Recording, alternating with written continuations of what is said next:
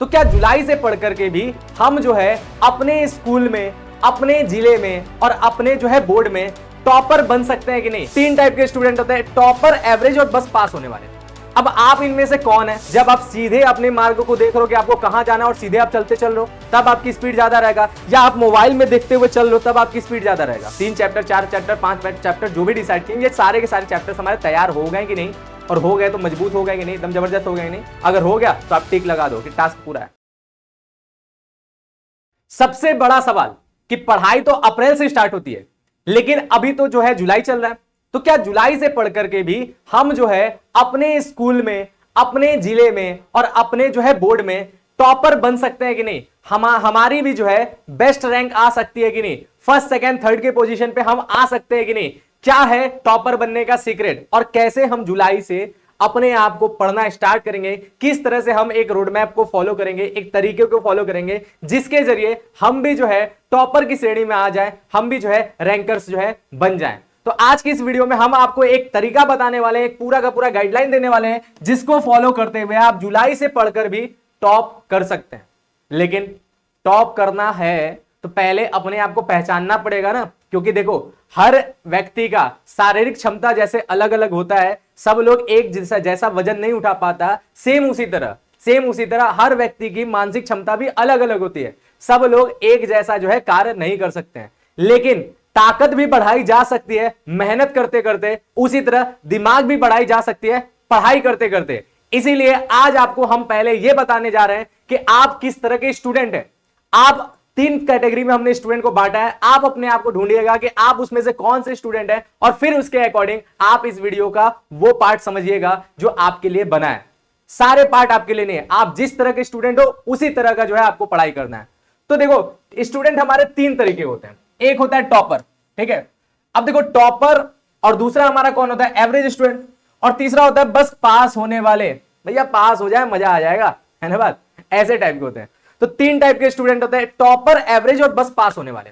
अब आप इनमें से कौन है, इसको पहचानने का जो है तरीका आपको खुद समझना पड़ेगा कि आप कौन है। आप क्या टॉप कर जाते हैं? आप क्या एवरेज हैं, यानी लगभग ठीक ठाक परसेंट आ जाता है, या फिर बस आप पास हो पाते हैं घसीट फसीट के, बस पास हो जाता है और काम हो जाता है? किस तरह के आप स्टूडेंट हैं? देखो इन तीनों में सबसे बड़ा डिफरेंस जानते हो क्या है? सबसे बड़ा डिफरेंस है कि टॉपर जो होता है ना, टॉपर जो होता है एकदम सीधा, एकदम स्पीड के साथ, एकदम अच्छे तरीके से अपनी पढ़ाई करता रहता है, उसे सारी बातें पता है, उसका ध्यान अपने लक्ष्य पे है और उस लक्ष्य के लिए वो लगातार मेहनत करता रहता है, ठीक है। एवरेज स्टूडेंट वह है जो पढ़ाई तो कर रहा है लेकिन अगल बगल की चीजों से डिस्ट्रैक्ट भी हो रहा है, ठीक है, डिस्ट्रैक्ट भी हो रहा है। और बस पास होने वाले क्या है? वो पढ़ाई कभी कभी कर लेते हैं, बस अपना पढ़ाई कभी कभी कर लेते हैं, या एग्जाम जब पास में आता है उसके अकॉर्डिंग थोड़ा मोड़ा पढ़ लेते हैं, कहीं से जुगाड़ कर लेते हैं कि क्या क्या पढ़ ले तो पास हो जाए, बस उतना पढ़ लेते हैं और पास हो जाते हैं, ठीक है। यानी उनके जीवन में केवल केवल डिस्ट्रैक्शन है, पढ़ाई जो है शून्य के करीब है, पढ़ाई लगभग ना के बराबर है ना बात?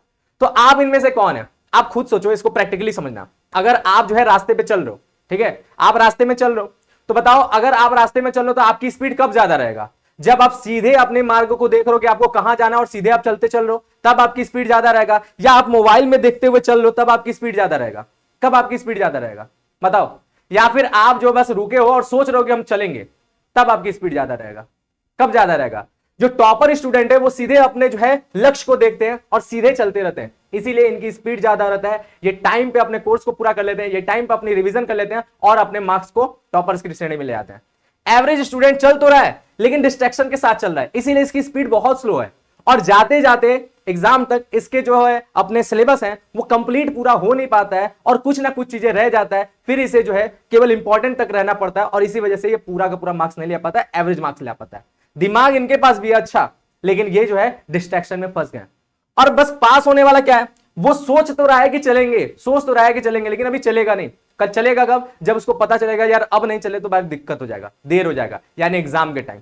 तो आप इसमें कौन से स्टूडेंट है, आप अपने आप को ढूंढो, उसके हिसाब से आपको जो है अपनी स्ट्रेटेजी को फॉलो करना है।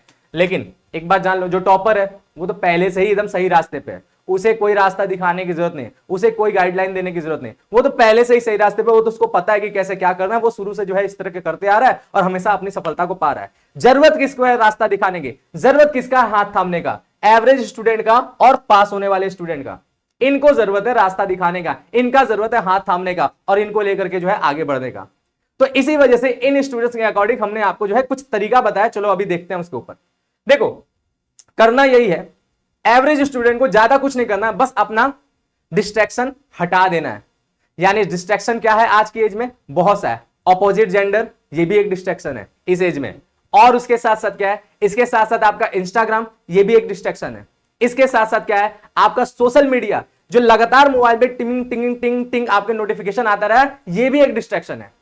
तो कोशिश करो पढ़ते टाइम कम से कम अपने मोबाइल को अपने से दूर रखो। ठीक है, 2 टाइम मोबाइल आपसे दूर होना चाहिए, एक पढ़ते टाइम, दूसरा सोते टाइम। क्योंकि पढ़ते टाइम आप दिमाग में बैठा रहे हो और सोते टाइम दिमाग में चीजें बैठ रहा है। अगर कच्ची नींद हुई आपके नोटिफिकेशन से या उसके रेडिएशन से, तो आपका क्या होगा, आपके दिमाग में जो चीजें हैं वो परमानेंटली नहीं बैठेंगी। इसलिए सोते टाइम भी मोबाइल अपने से दूर रखो और उसके साथ पढ़ते टाइम भी मोबाइल अपने से दूर रखो, ताकि उसका नोटिफिकेशन आपको परेशान ना करे, आपका पूरा ध्यान अपनी पढ़ाई में लगा रहे। अब पढ़ना कैसे, पढ़ना यह है, डिस्ट्रैक्शन हटाने के साथ साथ आपको रेगुलर स्टडी करना है। रेगुलर, एवरेज स्टूडेंट क्या करते हैं, बीच बीच में गैप कर लेते हैं।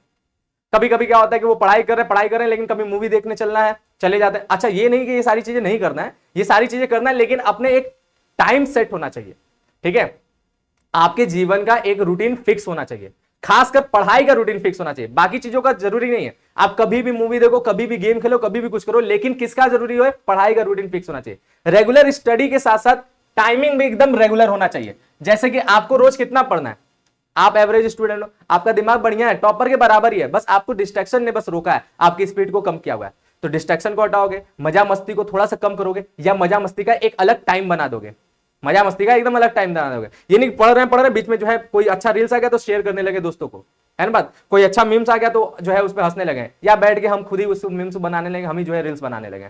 ये सारी चीजों को आपको थोड़ा सा रोकना है, या इनके लिए एक अलग टाइम का जगह देना है कि भैया इनके लिए ये टाइम है ना बात, ताकि उसके लिए भी प्रॉपर आपके पास जीवन का जीने का टाइम हो और इसके साथ पढ़ाई करने का भी आपको प्रॉपर टाइम मिले। ठीक है, तो आपको क्या करना है, रेगुलर स्टडी करना है। और ये स्टडी कितने समय का होना चाहिए, तो ये रेगुलर स्टडी आपका होना चाहिए, आप एक एवरेज स्टूडेंट हो, दिमाग आपका अच्छा है, तो आप जो है कितना 3 से 4 घंटा बस पढ़ोगे ना, तब भी आपकी पढ़ाई एकदम जबरदस्त हो जाएगा। ठीक है, मात्र 3 से 4 घंटा बस। अब आपको एक दिन में कितना पढ़ना है, किस सब्जेक्ट को कितना समय देना है, ये आपके ऊपर डिपेंड करता है कि आपका कौन सा सब्जेक्ट फेवरेट है। अगर अकाउंटेंसी फेवरेट है, आप उसको मात्र 45 से 1 घंटा दे दो, या उससे भी कम दे दो। होमवर्क वगैरह बस पूरा कर लो, जो सर ने बताया बस उतना काम पूरा कर लो, उनका टास्क पूरा कर लो, आपका अकाउंटेंसी बढ़िया से एकदम तैयार हो जाएगा, कोई एक्स्ट्रा एफर्ट डालने की जरूरत नहीं है। इसके बाद आपको बीएसटी पसंद है, तो बीएसटी में भी अकाउंट से थोड़ा सा ज्यादा समय दो।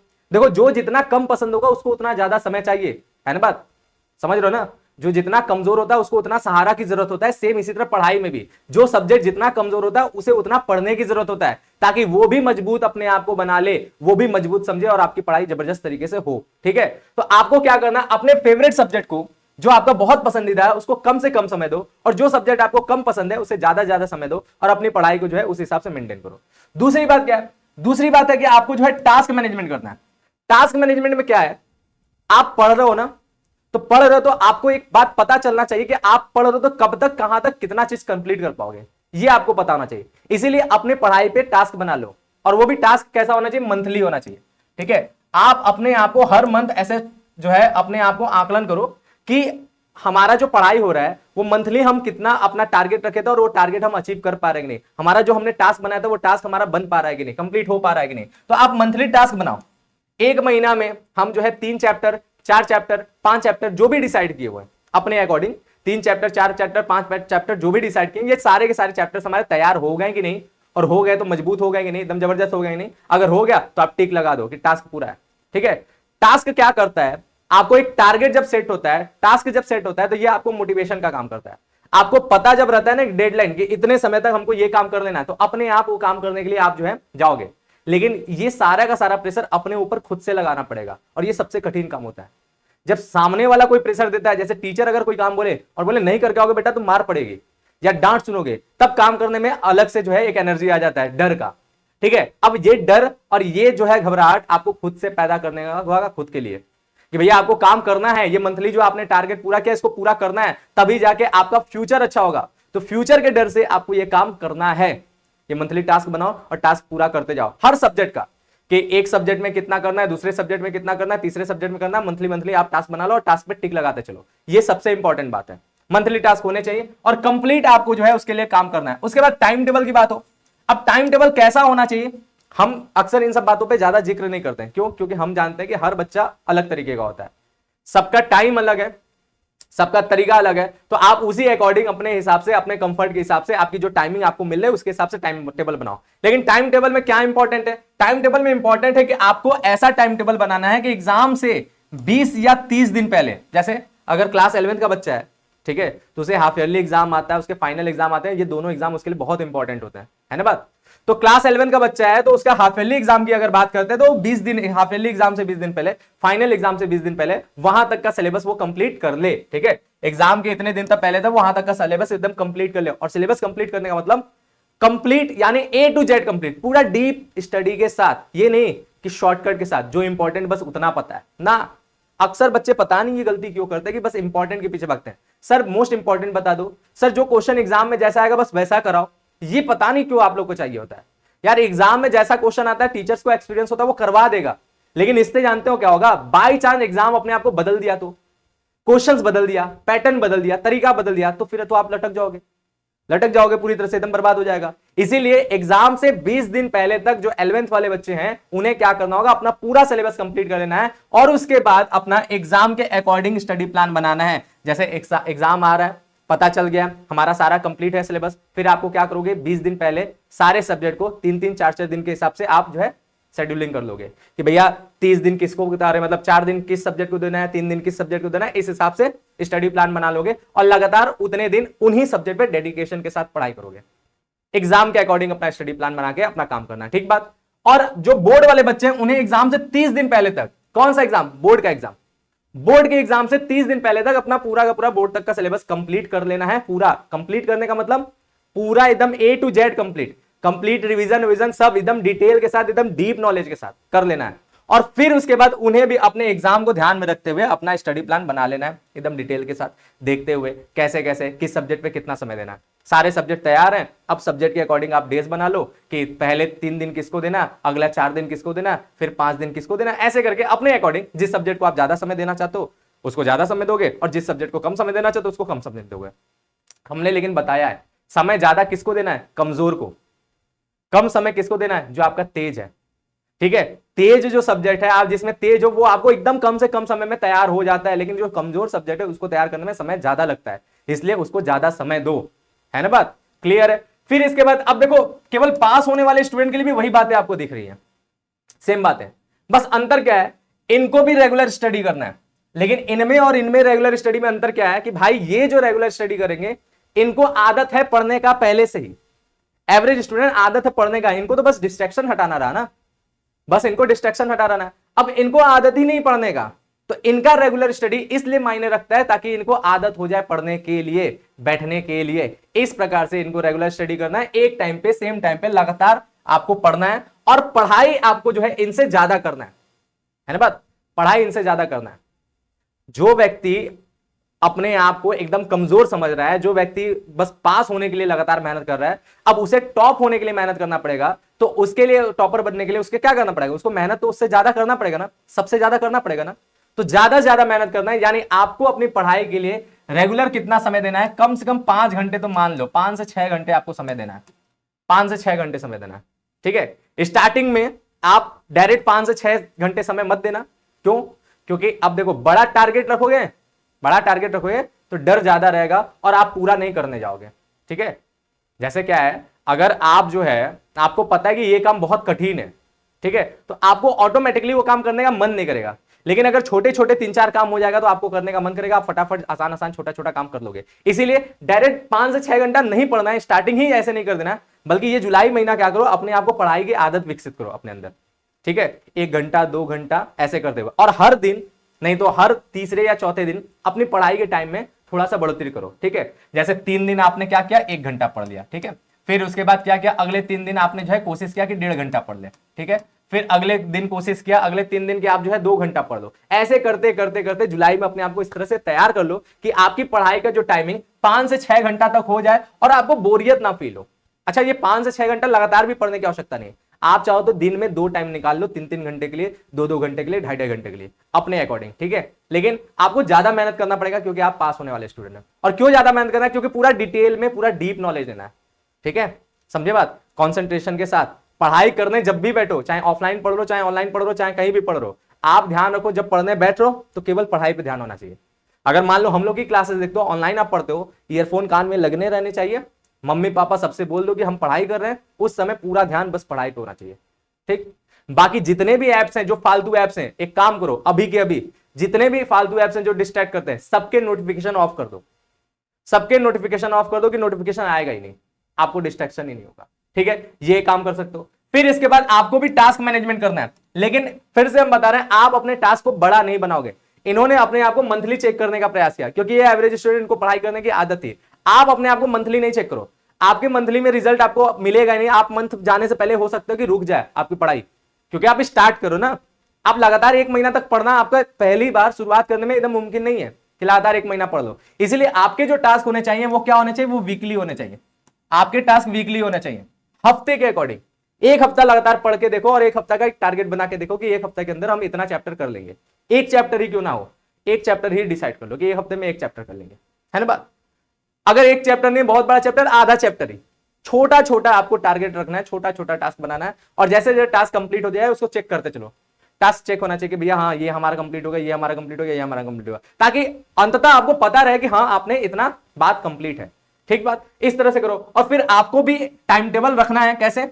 आपको भी एग्जाम के 20 दिन पहले तक क्या करना है? पूरा का पूरा सिलेबस कंप्लीट कर लेना है। आपको ज्यादा समय चाहिए चीजों को कंप्लीट करने के लिए, तो आप 20 दिन बचेगा या 10 दिन भी बचेगा, 15 दिन भी बचेगा, वहां तक आप पूरा सिलेबस कंप्लीट करना है एकदम डिटेल डीप नॉलेज के साथ, जैसे बाकी सब पढ़े वैसे ही, ठीक है, कर लेना। और उसके बाद क्या होगा? फिर इसके बाद आपको एग्जाम के अकॉर्डिंग अपना स्टडी प्लान बना लेना है। मतलब जो सब्जेक्ट का पहले एग्जाम है उसको देखो, फिर उसके बाद देखो जो आपका एग्जाम का जो टाइम टेबल होने वाला है उसके अकॉर्डिंग देखो, और अपना जो है दिन बांट लो कि 1 दिन किसको देना, 2 दिन किसको देना, 3 दिन किसको देना, कैसे देना है।